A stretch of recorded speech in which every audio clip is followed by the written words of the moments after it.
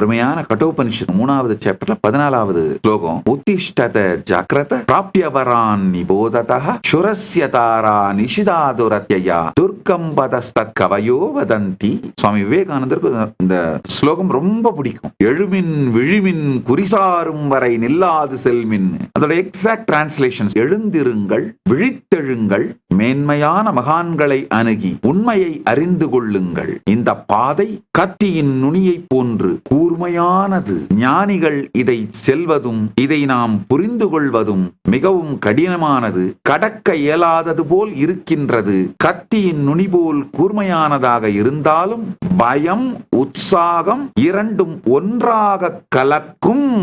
அந்த அதிர்ச்சி தரும் ஆனந்தமூட்டும் விழிப்புணர்வு தருணம் அறிந்ததற்கும் அறியாததற்கும் இடையில் உள்ள மிக நுண்ணிய எல்லை இது. இங்கு பயமும் உற்சாகமும் ஒன்றே.